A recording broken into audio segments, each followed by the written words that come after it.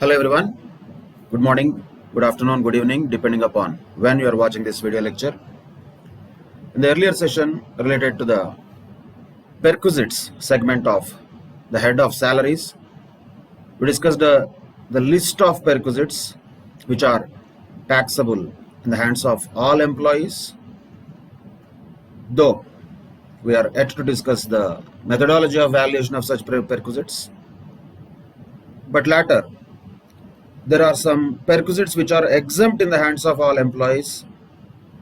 That is also an important aspect to be noted, which we discussed earlier, including the perquisite in respect of leave, travel, concession or assistance, and medical perquisite, very importantly, which is exempt but subject to certain conditions. Both of them, LTC and medical perquisite, are exempt, but conditions apply. What are those conditions? We discussed in the earlier session.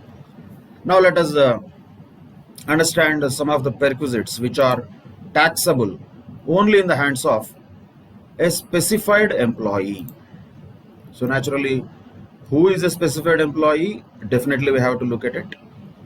But whatever the definition of specified employee is, the following perquisites are going to be taxable in the hands of only specified employees. Usually the perquisites which are in the form of obligation of employee met by employer, those are all taxable in the hands of all employees. But certain facilities or benefit or amenity granted or provided free of cost or at concessional rate which has not been included in the earlier categories, that will be falling in the category of those perquisites which are taxable only in the hands of specified employees. What are those examples? One is the provision of sweeper, gardener, watchman or personal attendant. We can call that domestic servant as a general word for all of them, but understand the difference.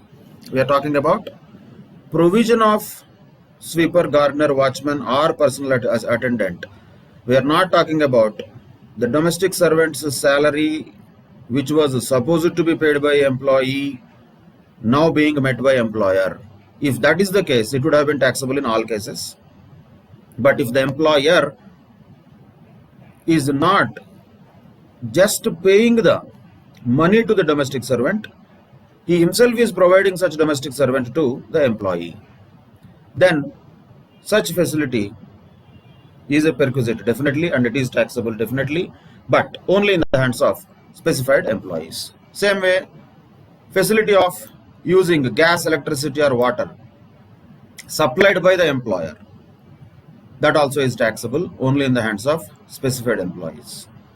Free or concessional tickets, of course, not related to railways, but for others, if any such free or concessional tickets are given by employer to employee, directly tickets are given, whatever those tickets may be, then also it is a facility that is given by employer to employee, and it would be taxable in the hands of only specified employee. But most important things in this are two. One is use of motor car and also provision of educational facilities. So that is what are two different perquisites which are also taxable only in the hands of specified employee. How to value them? Definitely we will discuss that later. But the list of perquisites which are taxable only in the hands of specified employees is this: employer providing a motor car to employee, employer providing educational facilities to the employee or the children of the employee, employer providing domestic servant to the employee, or employer providing gas, electricity or water or concessional tickets to the employee. These are all providing, not the money that is given by employer to employee. It is the facility itself, the amenity or benefit itself provided by employer to the employee. Naturally it is perquisite, it is taxable, but only point is what? These type of perquisites are taxable in the hands of specified employees only. Only specified employees. Then naturally question comes, who is a specified employee? There are three categories of people who can be called as specified employee. Any one of them is enough. A director is called as a specified employee. Full-time, part-time doesn't matter, but any director of the company is considered to be a specified employee. Second one is an employee who has substantial interest in the company. This word substantial interest is going to be there many times in the Income Tax Act. What is substantial interest? Any person having 20% or more voting power in the company, or if it is not a company, if the employer is a partnership, then percentage of share in the profits is 20% or more. If any person is having that person is said to be having substantial interest in that organization, whoever that person may be and whatever that organization may be, not necessarily only company. The word substantial interest is a very broader word. If it is company, then 20% or more of voting power. In other words, equity shares naturally. So anybody having 20% or more than 20% of the equity shares in the company is said to be having substantial interest in that company. And if he is also an employee of the company, then he will be called as a specified employee. If that person is a director of the company, then also he is called as a specified employee. So that is the definition of specified employee. But once again, always we have to understand this. Are we talking about legal ownership or beneficial ownership? Naturally, always what matters is beneficial ownership, not necessarily legal ownership. So, in case there is a conflict between beneficial ownership and legal ownership, then we have to look at beneficial ownership, but not just legal ownership. So, that is the point to be noted. Of course, any case like this can be given, whatever it may be, but irrespective of that, Income Tax Act always looks at the substance over the form. So legal ownership does not matter, beneficial ownership matters. That logic you can remember, that is enough. Director employee is a direct point, and somebody having 20% or more of the voting power or share in the profits of the business, then also such person is called as a specified employee, of course, when he is employed by that company also. So these two things definitely look like major big people in the organization, like directors or some big shareholders. They are only called as specified employees. It looks like that. And now looking at the third one, all this balloon will burst automatically. An employee drawing in excess of 50,000 rupees is also a specified employee. And please don't imagine that 50,000 is per month. Nobody said that. When nothing is mentioned, that means what? It is per annum. So any employee whose income chargeable under the head of salaries exceeds 50,000 rupees is a specified employee. So by now you would have understood there is no point in discussing whether a person is specified employee or not, because practically 50,000 per annum means less than 5,000 rupees per month. Not even the smallest possible employee also in any organization will get less than that. So practically speaking, every employee is a specified employee. So we don't have to break our heads who is a specified employee, who is not. But yes, we have to remember this limit of 50,000 rupees because that is given in the law. So practically for problem solving, this may not be a big checkpoint for us. Normally, anybody will get more than 50,000 rupees per annum salary. But for MCQs, if it is asked whether a particular perquisite is taxable in the hands of a person or not, there we might have to check whether he is a specified employee or not, looking at this limit. And while calculating this salary of 50,000, what is going to be computed for the purpose of determining whether such person is a specified employee or not, that salary should be considered exclusive of the value of all the benefits or amenities not provided by way of monetary payments. In other words, simply speaking, we should not include perquisites which are only best facilities or benefits or amenities, not monetary benefits, non-monetary benefits, those should not be included while calculating this limit of 50,000. So 50,000 cash, money, income, that too chargeable under the head of salaries we are talking. So chargeable under the head of salaries means, once again question comes, sir, what about the standard deduction? Will it be available? Yes. So while computing the limit of 50,000, the following items should be excluded or deducted. All non-monetary benefits should be excluded. Monetary benefits to the extent which are exempt, anyway already will be excluded. For example, HRA or education allowance, they are exempt according to section 1013A or 1014. Whatever they are exempt amounts, those are exempt. Remaining amount only is taxable. So when you say 50,000 rupees, what is that 50,000 rupees? That is the income chargeable under the head of salaries other than perquisites. But should we deduct 50,000 rupees standard deduction? Yes. After deducting that only, if a person's income under the head of salaries is exceeding 50,000 rupees per annum, then such person is called as a specified employee. So that is a point to be noted. And not only that, what if the employee is employed with more than one employer? Then also we have to calculate all the things for that employee, what he is receiving from both the employers. Both of them have to be aggregated. Both of them have to be added. And what are the things to be taken here? Basic, definitely yes. DA, any DA, fully taxable, commission, whatever commission it may be, bonus, fees, or any other taxable payment, any other taxable allowances, or any other monetary benefits, minus deductions under section 16.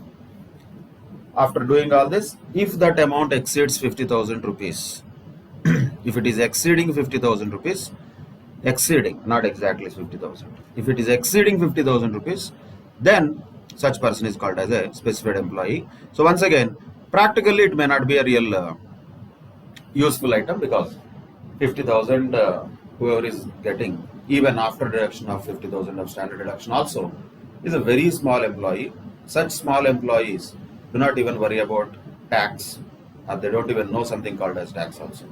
So that is practically almost a useless provision, but it is there as a provision, so we should definitely know that, useful for MCQs mostly.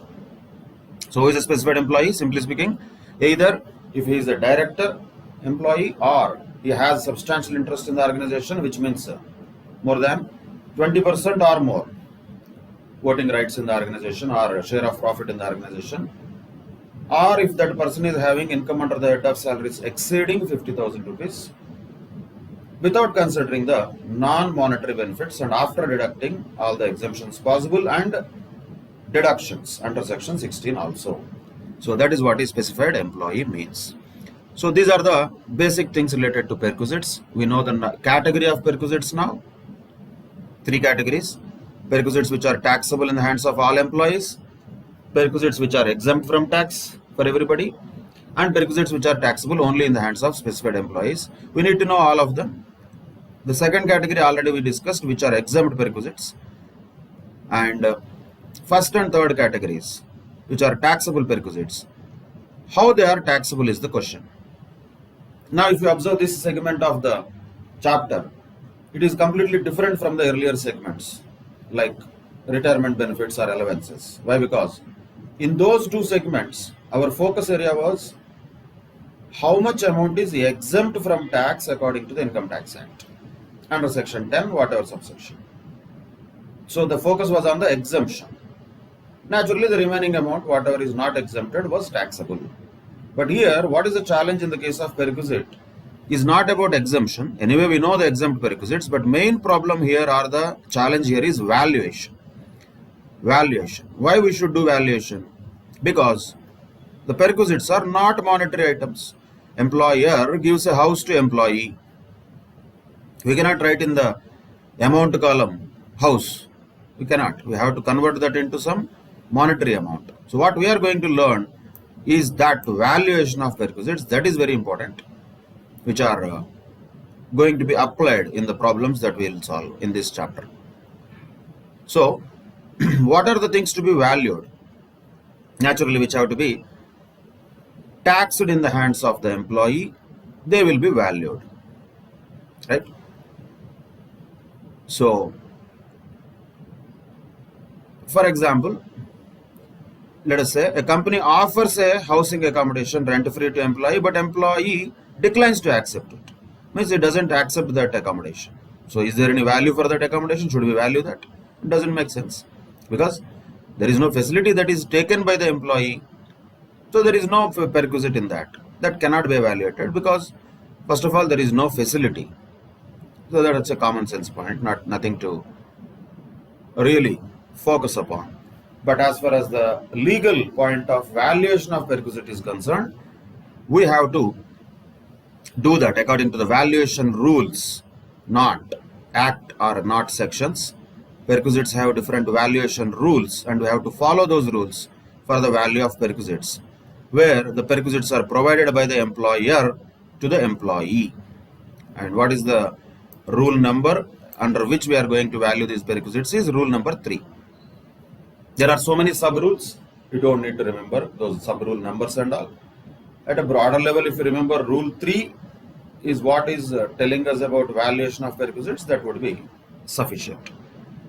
Let us take one by one how to value different types of perquisites. First and foremost and most important one of all is valuation of a residential accommodation. Means employer is providing a residential accommodation to the employee where the employee will stay. And once again, I am just drawing your attention, employer is not giving money to the employee for the purpose of accommodation. If he does so, that is called house rent allowance. No, that is not what we are talking here. Here, employer is not giving money. He is providing an accommodation itself. He is providing a house itself to the employee where the employee can stay. So that is what is provision of residential accommodation when we say that. Here there are different cases, different possibilities. So first case is that where the accommodation is provided by government, central government, state government, whoever they may be. So government employees, let us say, how to calculate the value of perquisites? The good news is we don't need to calculate the value of perquisites. Whatever the license fee is determined by the government, that itself will be considered as value of perquisite. We are not going to value it. It will be already known. That means the license fee is fixed by the employer. And who is employer here? Employer is government, central or state government, whoever it may be. But in the case employee is a government employee, the accommodation provided by his employer to him is valued in accordance with the license fees determined by the employer, which is nothing but government in this case. Of course, if the employee pays any rent to the employer, in other words, the employer deducts certain amount from the salary of employee towards the rent of the accommodation that the employer has provided. So some cutting will be there for nominal amount, small amount, big amount, whatever it may be. But some amount will be collected from the employee as the rent of that accommodation. That should be reduced from this license fees. Always this point logic has to be remembered, always. Whenever we value the perquisite, any perquisite, whatever the perquisite we value, we will take the value of perquisite anyway. So value of perquisite we have to do according to what the rule says. From that, always there has to be an amount that should be deducted. What is that? The amount recovered from the employee. So whatever the value of perquisite, that will be according to the rule. But recovered from employee is a fact. If it is given in the question, that should be always reduced from the value of perquisite. The remaining amount only will be taxable. Because most of the cases it so happens that certain amount might be recovered from the employee. So that cannot be taxed. That will not be fair. So first whatever value of perquisite we calculate, we should do that. Then only the amount of money that is recovered from employee towards the provision of such perquisite should be reduced from it. And this logic is always common, not only for this. Everywhere it will be same. Whatever the value of perquisite minus the amount that is recovered from employee has to be always the logic that we follow throughout this discussion of valuation of perquisites. So what is the value of perquisite in case of the accommodation provided by the government? License fees is the valuation, that's all. Then, what if the employer also provides furniture? Furniture. So if at all the accommodation is a furnished accommodation, then what? Then we have to add some value towards the value of furniture also. How to do that? Here it again depends upon whether the furniture is owned by the employer or employer hired it from some other third party and then providing it to employee. Both are possible. If the furniture is owned by the employer, 10% per annum of the cost of furniture should be added. That is also value of perquisite towards the furniture that has been provided by employer to the employee. Whatever the cost of furniture may be, 10% of that will be considered as value of that furniture per annum. For example, the employer has provided 5 lakhs rupees worth of furniture to employee. The value of perquisite in that case will be 50,000 rupees. Whatever that furniture may be, television sets, radio sets, refrigerator, household appliances, air conditioning, plant equipment, whatever is provided at the house. We are talking about the residential accommodation provided by employer to the employee. Along with that residential accommodation, if the employer provides furniture also, 10% of the cost of furniture should be treated as value of such perquisite. That should be added to the original value of perquisite that is calculated for unfurnished accommodation. So original valuation is always for unfurnished accommodation. Then we have to add the value of furniture according to this rule, 10% of the cost of furniture if it is owned by the employer. So what if the furniture is hired from a third party? Then there is no problem. Whatever the actual hire charges are there payable by employer to that third party, that is a value of perquisite. That itself will be considered as taxable in the hands of employee. Of course, always as reduced by will be there. As reduced by what? Always reduced by the charges paid or payable by the employee. So if the employee is also paying some amount towards that, that should be reduced. That is all. That is a common logic always. That should be always remaining in mind. If such amount is given in the question, whatever the amount recovered from employee for whatever perquisite it may be, that should be reduced from the value of perquisite. But main thing, according to the rule 3, what is the value of perquisite, that we should remember. For residential unfurnished accommodation provided by the government to their employees, license fees fixed by the government itself is the value of perquisite. And for the purpose of furniture, this is the same valuation mechanism that is applicable for all types of employees. In case the accommodation is a furnished accommodation, 10% of the cost of the furniture if such furniture is owned by the employer, or if such furniture is hired by the employer, then actual hire charges paid by the employer to the third party will be treated as value of perquisite. Always the total value of perquisite is reduced by any amount recovered from the employee.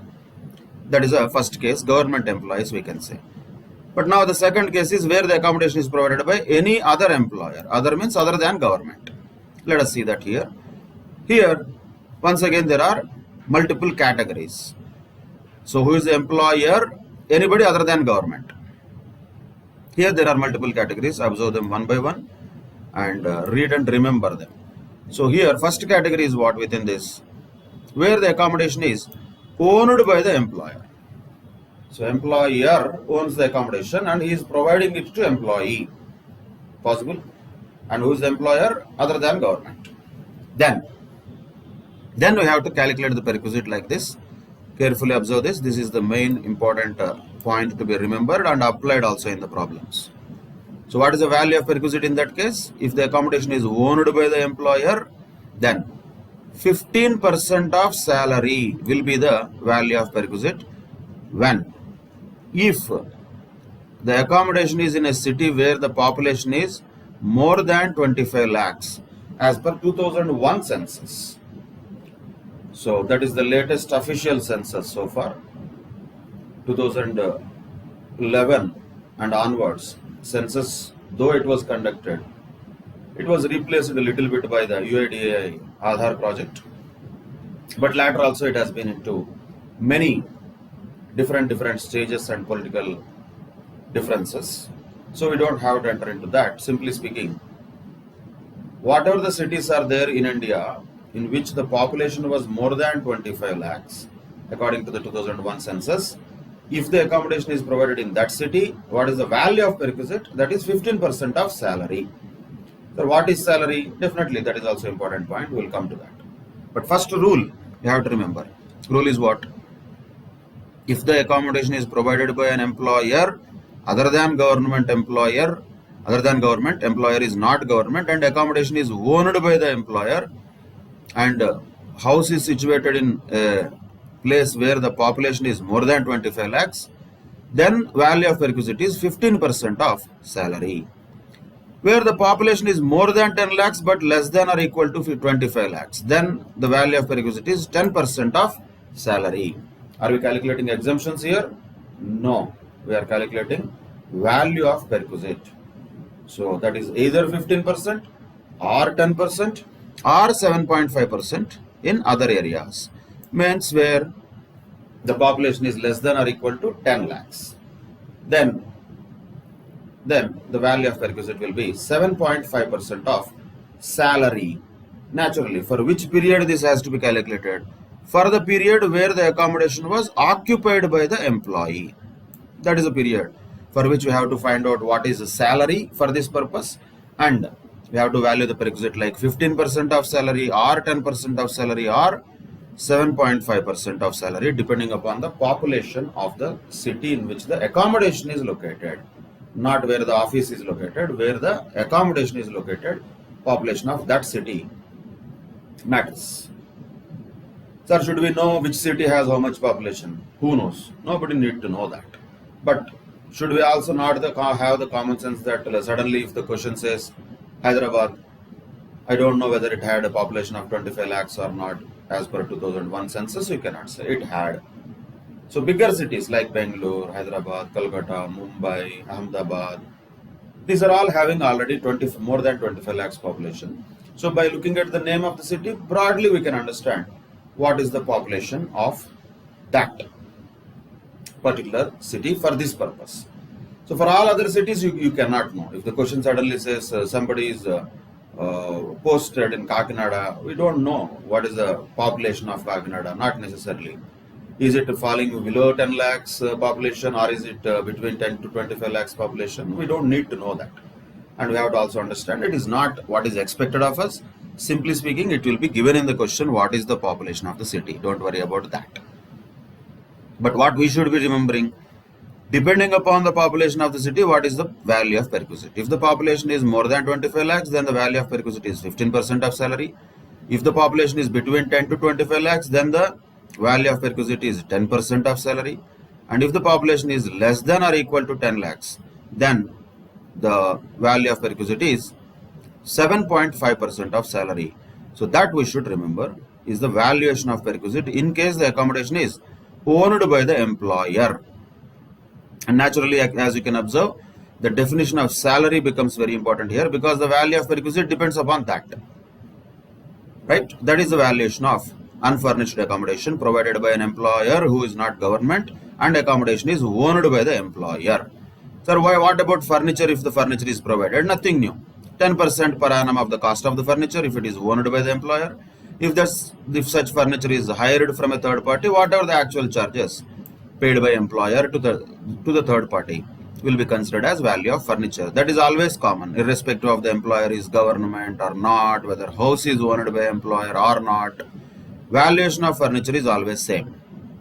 It is what? 10% per annum of the cost of the furniture if the furniture is owned by the employer, or actual hire charges paid by employer if such furniture has been also hired by the employer. But valuation of the basic core accommodation, housing, residential accommodation, is on the basis of population of the city in which the house is situated when the house is owned by the employer. Then only we have to look at all these populations and all. Depending upon the population, the value of perquisite could be either 15% of salary or 10% of salary or 7.5% of salary. Of course, as reduced by always, this is common. If at all an employee pays any rent, that has to be reduced from the value of perquisite, already what we did. So that is the valuation of perquisite where the accommodation is owned by the employer.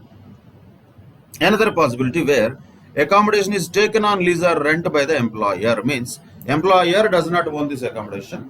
He is taking on lease from somebody else and then in turn he is giving this accommodation to employee for staying. In other words, the employer does not own the accommodation that has been provided to employee. Then what? Then we should not look at population of the cities at all. It doesn't matter. Simply what is the value of perquisite is actual amount of the lease rental paid or payable by the employer or 15% of salary, whichever is lower is the value of perquisite. Whichever is lower. So this is the first time probably where a benefit has been given to the SSC. Always if you observe in the exemptions and earlier wherever there is whichever is lower, exemption was whichever is lower. Now the value itself is whichever is lower. This is not a punishment. This is a benefit to the SSC, whatever it is. Valuation rule 3 provides that if the accommodation is provided by the employer to the employee and that house is not owned by the employer, then what is the value of perquisite? It is either 15% of salary directly or the actual rent or lease payable by the employer, whichever is lower in these two, will be treated as value of perquisite. Of course, as reduced by the rent, always this will be there. Of course, the furniture also will be same, 10% per annum of the cost of the furniture or actual hire charges paid by the employer, as the case may be, and as reduced by the charges payable by employee.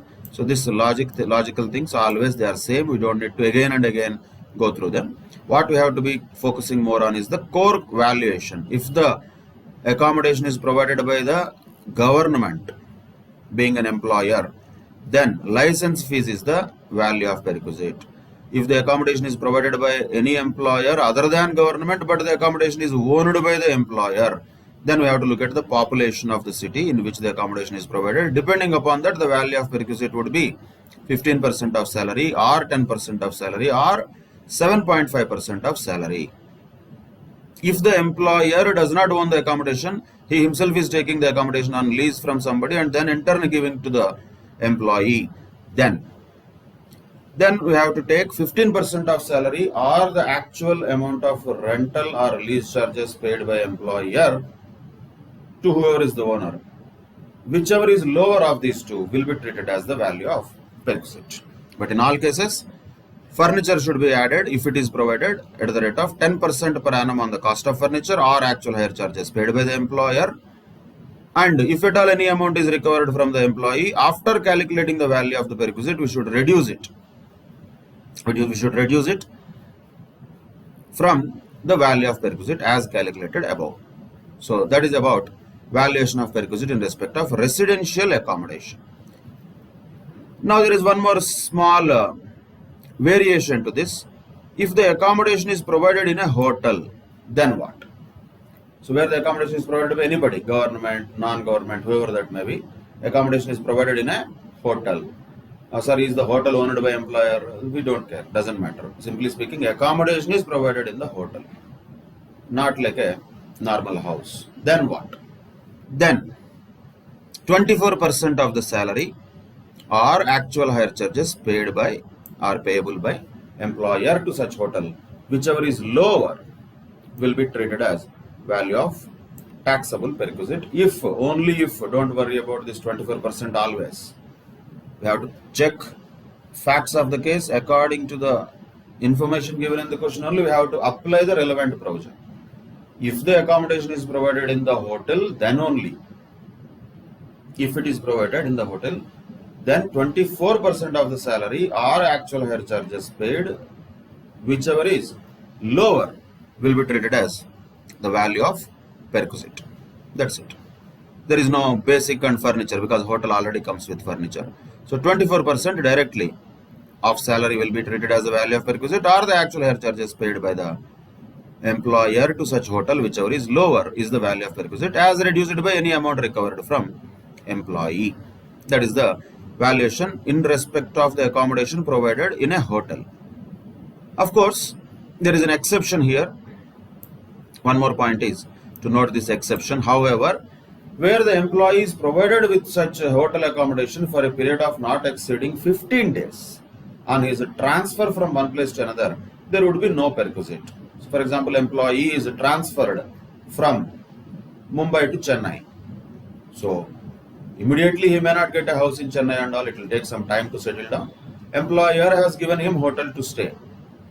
For 15 days, there is no value of perquisite. That is what we should understand. If it is a continued stay more than 15 days, in excess of 15 days only will be taxable. Up to 15 days of stay in the hotel, upon the transfer of the employee, shall not be treated as perquisite at all. There would be no perquisite in that case. That's an exception. Because it is exception, we should also remember that. Up to 15 days only, by the way. Right? So that is one point to be noted. And there are some other general points also to be noted, which are like, once again, not normal cases but exceptional cases type. What if on the account of the transfer of the employee, employer is provided accommodation, already is provided with an accommodation in one place, and is also provided another accommodation at the other place also. So at the same time, employee is having two accommodations, then how to deal with that? Then we have to take the value of perquisite with reference to only one such accommodation, whichever has the lower perquisite value, so that it is beneficial to the SSE for a period of not exceeding 90 days. So this is one more exception we can say. Though the employee is provided with two houses, one, the place from which he has been transferred, two, the place to which he has been transferred. Both the places the employee is provided with accommodation. No problem.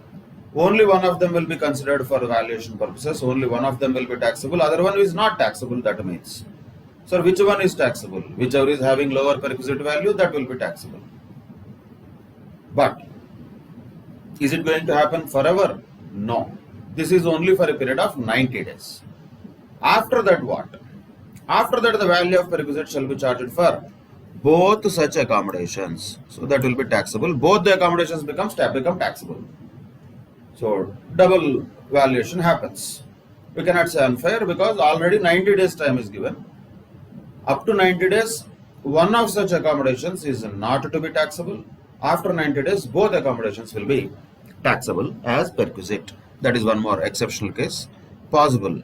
All of them are possible to be asked in the questions. The point is, we have to be very clear about the provisions in the rule that has been mentioned and further points like this which are given in the note. So that is one more exceptional case.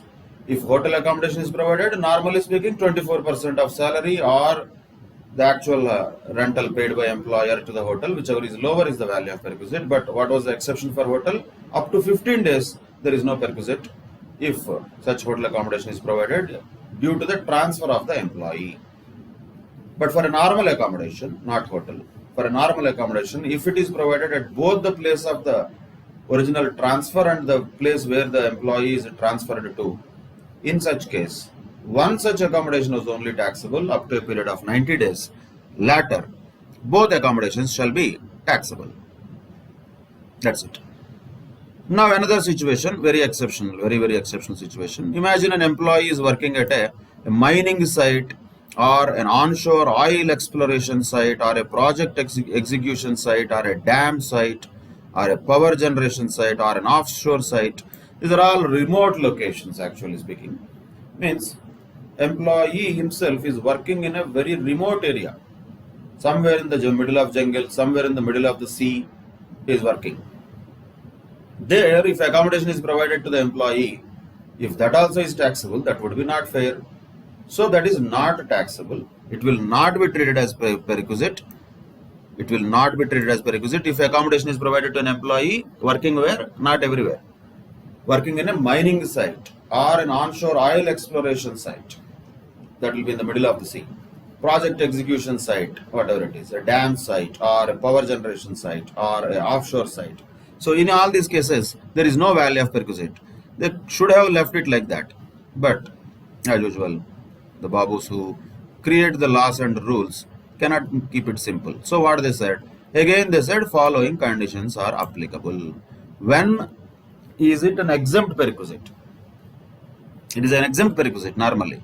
If accommodation is provided to these people who are already working in a very remote area, and definitely they are doing a great service to the infrastructure of the nation. So what should have been the case? Okay, Baba, whatever accommodation is provided to you, that is the duty of the company. It is not a facility. In the middle of the jungle, you give him a hut, and you would make it that also taxable is ridiculous. So it was good to say, no, it is not taxable. It is not treated as perquisite. But they didn't leave it there. Then they said conditions apply. What are the conditions? First of all, that accommodation should be of temporary nature. And see the another ridiculous condition. The size of the accommodation should not exceed 800 square feet. So the total area of the accommodation in which the employee is staying in the remote area, that too in a temporary accommodation, that size of that accommodation should not exceed 800 SFT. I don't know what is the purpose or logic of 800 SFT. And what is the problem to the Indian government or income tax officials if that accommodation is 1000 SFT and employee is living in a lavish accommodation in the middle of the jungle or sea? Is that a problem? For that you will make it taxable. Ridiculous, but can't help it. Can't help it. But that is the way the laws are made, and particularly Income Tax Act is always like that.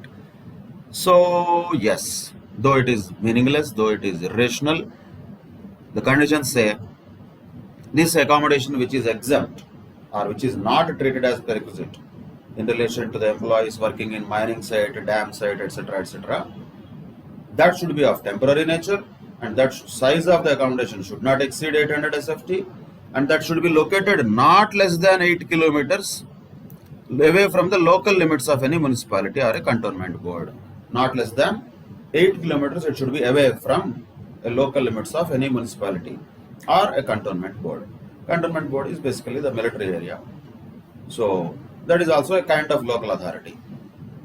Whatever it is, the limits of any municipality within 8 kilometers, if this accommodation is located, then also exemption is not applicable. So it should be located at a place which is more than 8 kilometers away from the local limits of any municipality. And the size of accommodation should not be more than 800 SFT, and it should be of temporary nature. So these are the conditions. And again, it should be located in a remote area which is defined again specifically. At least 40 kilometers away from a town having a population of 20,000 based on the latest published census. So with these conditions, who is going to measure the distance, who is going to measure the population, who is going to measure the area of the accommodation provided? All these questions are valid, but no answers for them.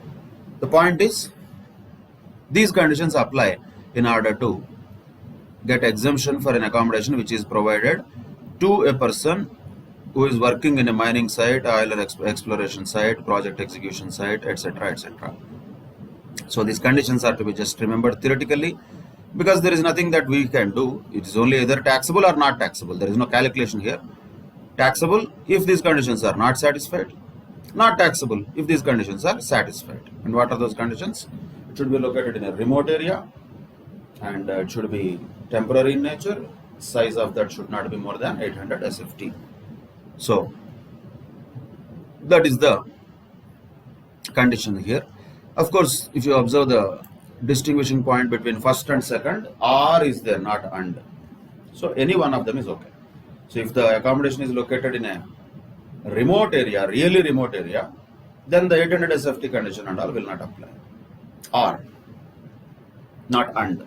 So if it is located in a really remote area means when? If it is 40 kilometers away from a town having a population of not exceeding 20,000 in number. So that is called as a remote area. Fine.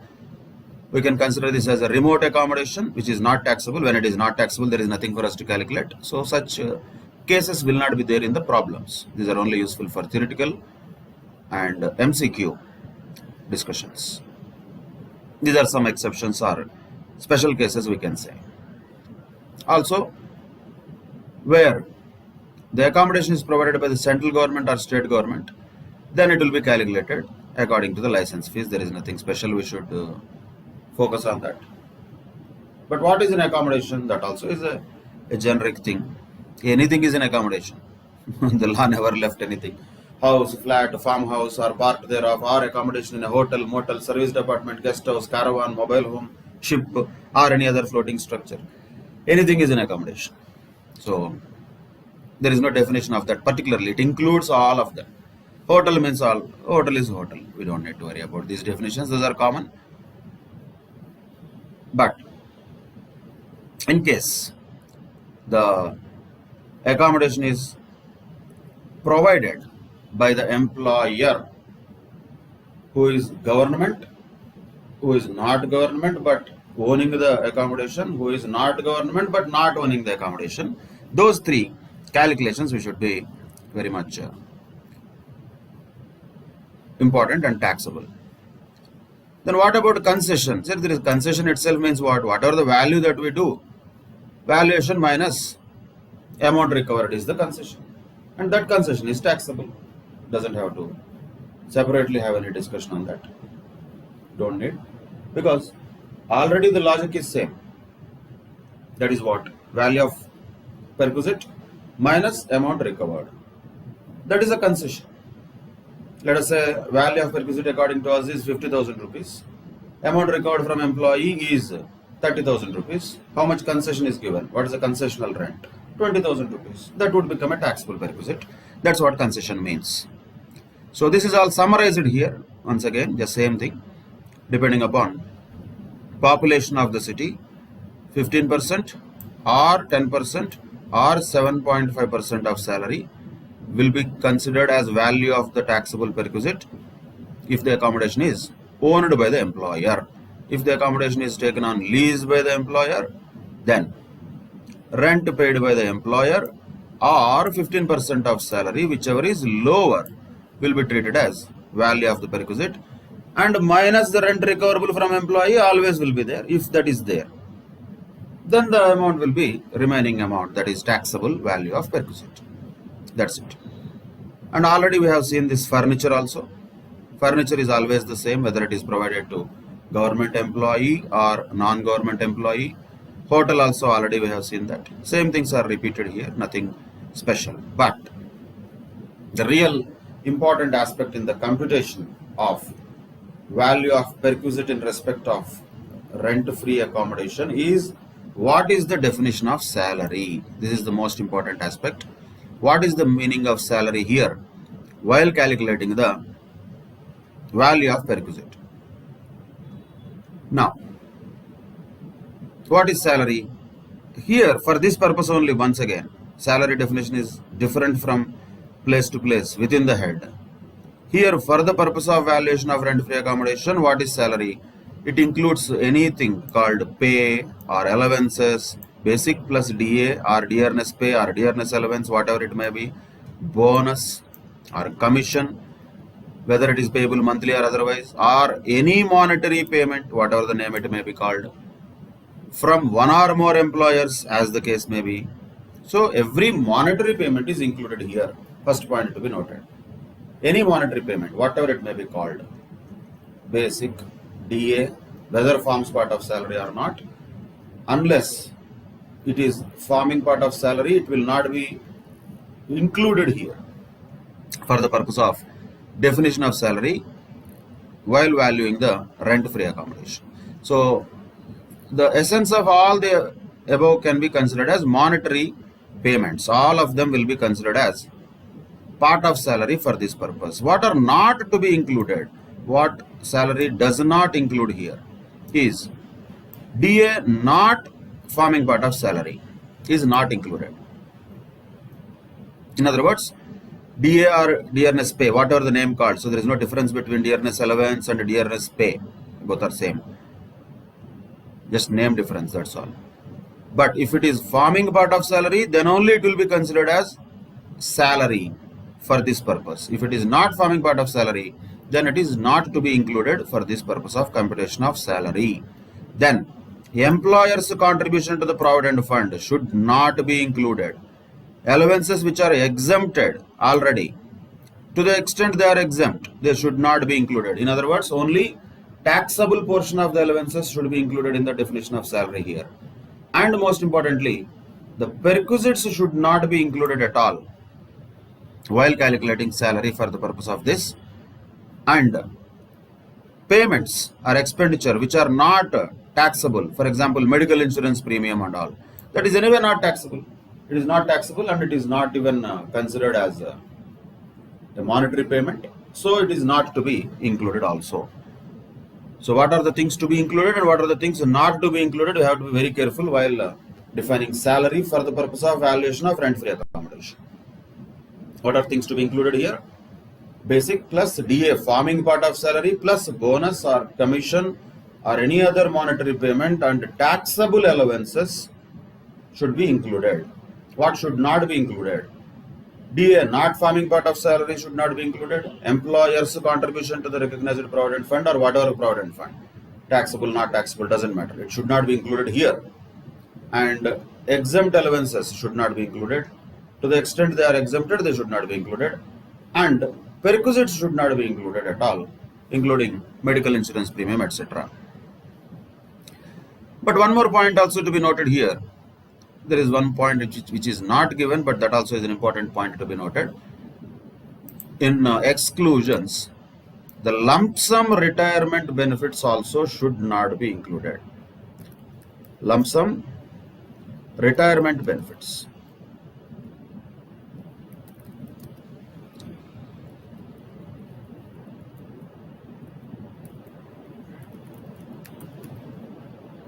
So lump sum retirement benefits should not be also included.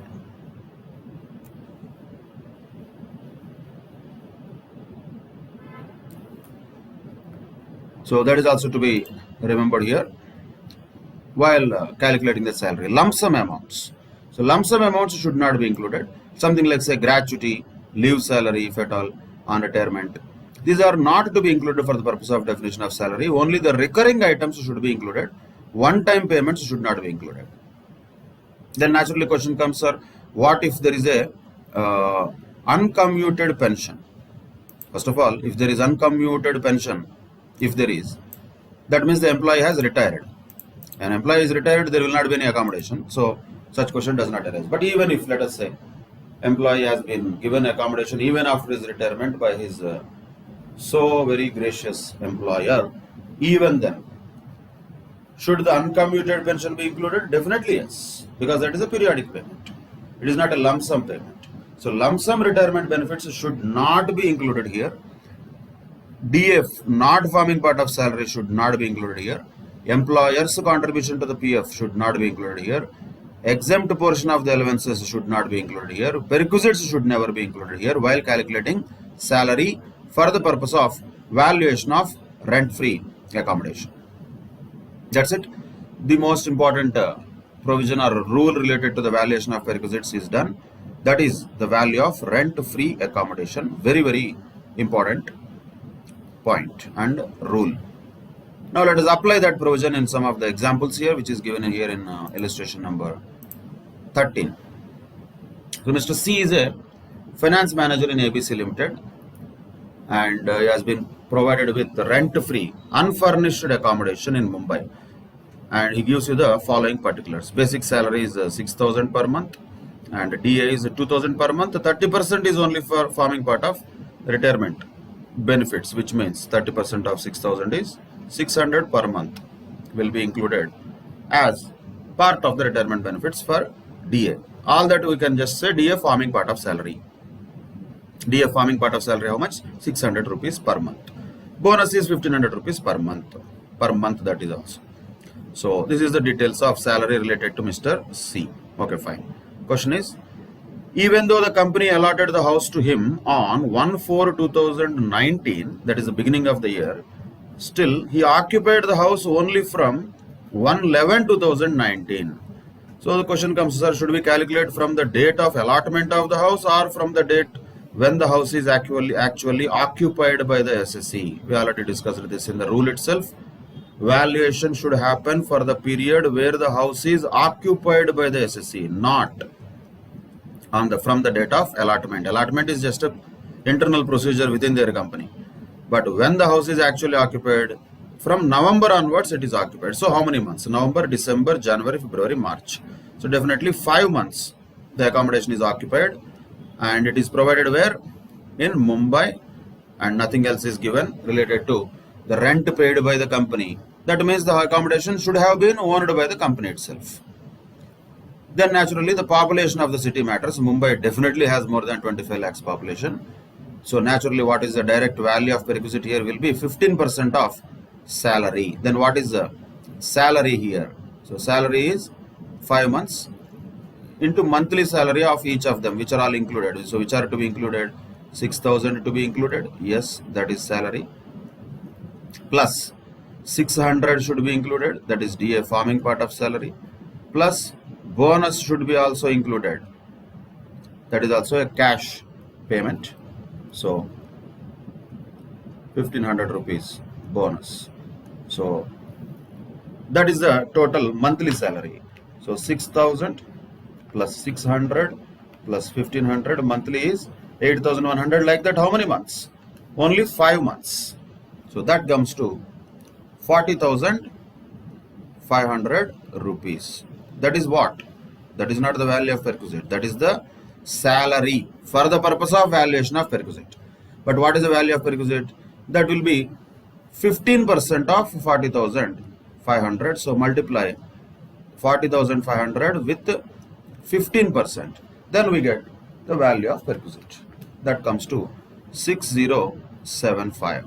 6,075 rupees is the value of perquisite. And why 15% of salary? Because the accommodation is in Mumbai, which is having a population of more than 25 lakhs. That's it.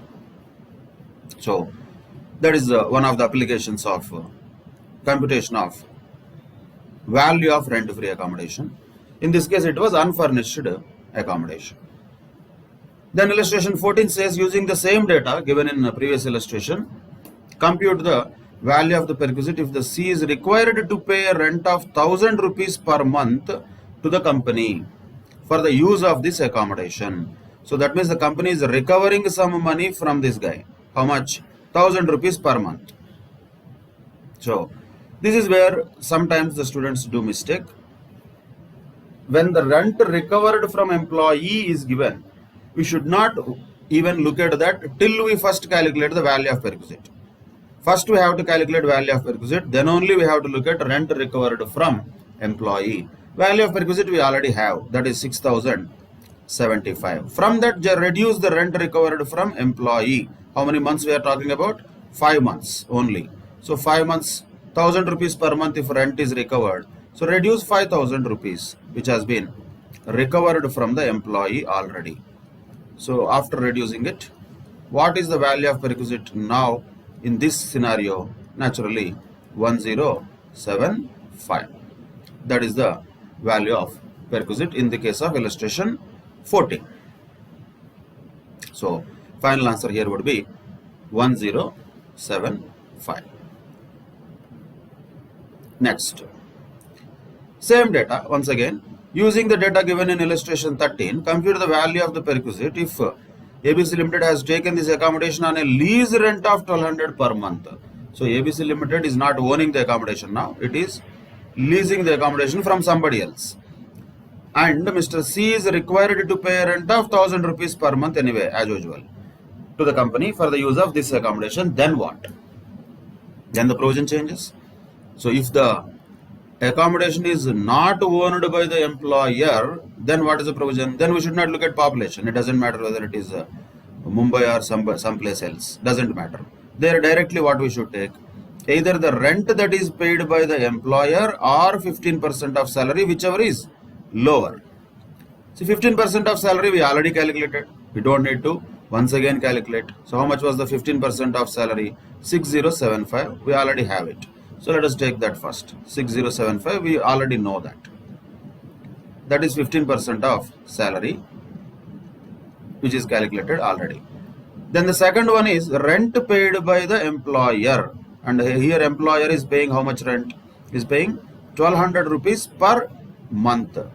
Like that 5 months only we are talking about. So 5 into 1200 rupees means 6000 rupees is the second one. That is really the rent paid by employer. Whichever is lower is taken as the value of perquisite. So now what is the value of perquisite? Not 6075, it will be 6000. After calculating this, if any rent is recovered from the employee, which in this case is 1000 rupees per month, that should be reduced. Again, period we are talking is always important, that is 5 months. So 5 months, 5000. If you reduce that 5000, then what is the value of perquisite in this particular scenario? Naturally, it will be 1000 rupees. That is the final answer. In case where the employer is not owning the accommodation, but he is hiring or leasing the accommodation. So that is one more scenario using the same data. Now the story continues. Illustration 16 also referring to the original data in illustration 13 only, and we have to again compute the value of perquisite if ABC Limited has provided a television. The written down value and cost both are given. We have to always be careful. We should never look at unnecessary information. What is important for us? Cost. 10% of the cost was the rule saying.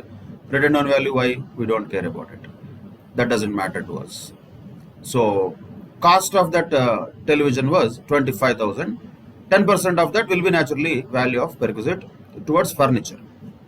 Anyway, not only that, 2 air conditioners also are paid, are given by employer. But these air conditioners are not owned by employer. The company is paying rent for air conditioners. How much? Read it carefully. 400 per month each. Each word is important, that is why. So 2 air conditioners, 400 per month each means definitely 800 per month is the value of perquisite in respect of air conditioners. 800 per month, that is, because 2 air conditioners are provided. So that is one point to be noted according to the information given. And when the television was provided, once again, television was not provided from the beginning. It was provided on 1/1/2020 only. That means only 3 months. Only 3 months. And however, Mr. C is required to pay a rent of 1000 rupees per month anyway. That is already there for the use of this furnished accommodation. Now it is just furnished accommodation. Once again, using the data in illustration 13 means we have to refer to the original data only. So what was the original amount of value of perquisite according to the population of the city? That was 6075. That was already calculated, which is nothing but 15% of salary. That was already calculated, 6075. Then now what we should add and deduct? We should add furniture values like what? For television, we have to calculate carefully. 25,000 rupees is the cost. 10% was per annum, but here it is only for 3 months. So how much will be the value of this television should be included? 625 only. How?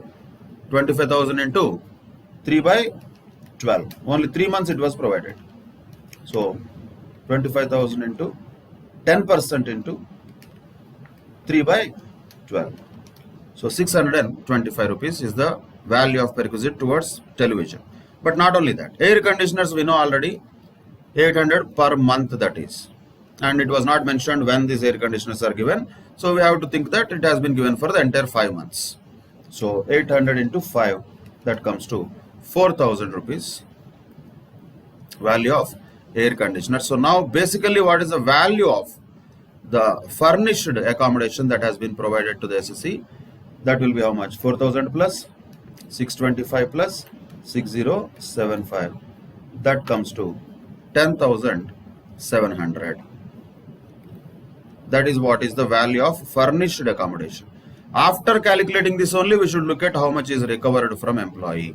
Now we know recovered from employee is 1,000 per month, which comes to 5,000 for 5 months. If you reduce that, naturally, what is the value of perquisite now? It will be 5,700. That's it. That is how the calculations will change if the employer provides furniture also. So the final answer would be 5,700. That is illustration 16. But now the story is not over. Illustration 17 also saying that we have to use the data in illustration 16, not 13. Compute the value of the perquisite if Mr. C is a government employee and license fees determined by the government for this accommodation is 700 rupees per month directly. That's all. So 700 per month means what is the value of perquisite for 5 months? That is 3,500.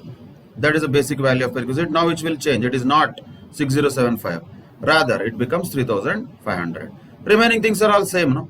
So once you have 3,500, add 4625, deduct 5,000.